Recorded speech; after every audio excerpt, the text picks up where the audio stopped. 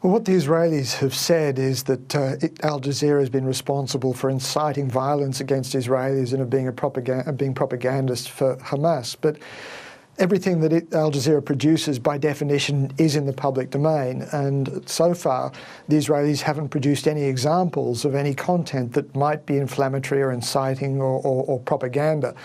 And so it's hard to see just how or why they've decided to take this action, apart from the fact that Al Jazeera is perhaps the most active foreign news organisation in Gaza Strip.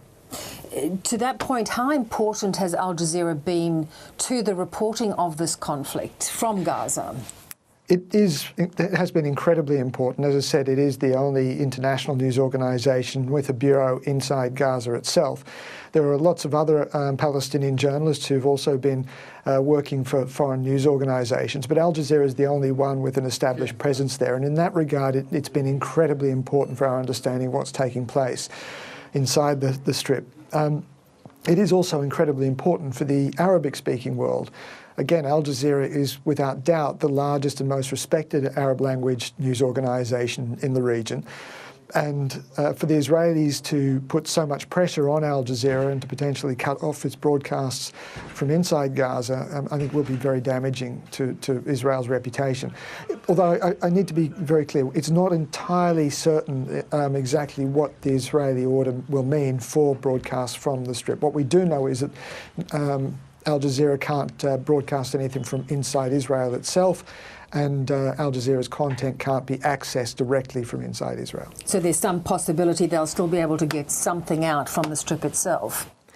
Yes, that's right. But certainly Al Jazeera's broadcasting from inside Israel is going to be hampered. Yeah.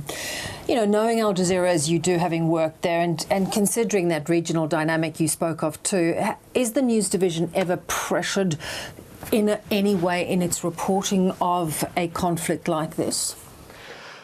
When I was working for Al Jazeera, I never experienced any kind of political censorship, any bias, any pressure in any particular direction. In fact, if that had happened, I would have left Al Jazeera very, very quickly indeed.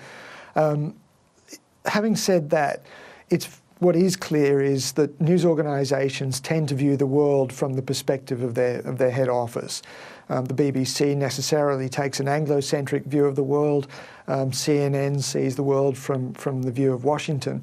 And in the same way that Al Jazeera sees the world from an Arabic perspective. I don't think there's anything particularly surprising. There's certainly nothing sinister in that. But I do suspect that that's why Israel is quite offended by some of the coverage. Yeah, you know, but Israel has gone further, saying that some of the Al Jazeera staff may in fact be connected and have more direct involvement with Hamas. Is that credible? It's very difficult to say without evidence. The Israelis haven't presented any evidence to substantiate the allegations. I've heard a few people say that Al Jazeera wouldn't have been able to operate inside the Gaza Strip without some kind of guarantees of support or some kind of collusion with Hamas, although I doubt that's true. I worked in the Gaza Strip when I was with the BBC, and we certainly never made any kind of arrangements with Hamas. And remember, Hamas will, I'm absolutely certain, be welcoming the presence of any journalist because they're feeling under attack. They feel as though they've got the moral high ground in this, and I think they'll feel that any kind of coverage would be welcome. So I'd be very surprised if Al Jazeera felt that it had to make an arrangement with Hamas to continue to operate. Yeah, there's also, you know, would you consider running video statements from Hamas as one of the players, albeit one that has been declared a terrorist organisation? Would you consider that insightful? This is a problem that a lot of news organisations have grappled with. Do you run the statements of people that governments have accused of being involved in terrorism or who are considered as enemies? I think if Al Jazeera were to run those completely uncritically without any question or challenge, then that might be that. Then maybe there's some concern, there's some justification there. But running them on their own certainly, I think, doesn't constitute incitement. Several journalists have been killed in this conflict, including 2 Al Jazeera journalists. Al Jazeera has said Israel has targeted Al Jazeera specifically. Is that possibly true, or do you think it's just a very difficult job covering a conflict like this? Well, I think both may well be true. I think it is indisputably an incredibly difficult and dangerous job covering a conflict like this, particularly when the violence is jammed into such a concentrated environment. And certainly a lot of journalists will have been killed and injured simply because they have to operate very close to the front lines. But Al Jazeera isn't the only news organisation to accuse Israel of targeting journalists. The Associated Press, Reuters, I think, has also levelled the same allegations. Reporters Without Borders, the Committee to Protect Journalists, they've all accused Israel of targeting journalists and called for independent investigations. So Al Jazeera isn't the only organisation complaining of attacks. Yeah. Is the fact that Qatar has been one of the main players in trying to navigate a ceasefire and try and bring these sides together in some way played a part, do you think, in this breakdown? That's a very difficult question to answer. I think it's possible, but I don't think it's necessarily likely. Obviously, there's an awful lot of tension between Hamas and any organisation, any government that's seen to be supporting Hamas. The Israelis are going to be seeing that with a great deal of hostility.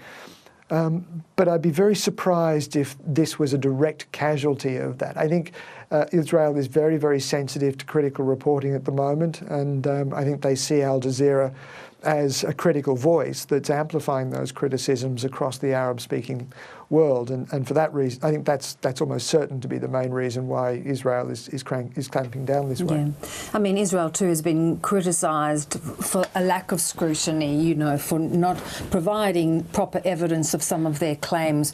Do you think there is always a difficulty in these kinds of conflicts, or do you think Israel has been a bad actor as much as Hamas has? I think, it's always going to be an incredibly difficult and complicated environment. Everybody involved in these conflicts feels that they've got the moral high ground here. And I think Israel is feeling increasingly the pressure, the global pressure, because of what a lot of people are seeing in the Gaza Strip.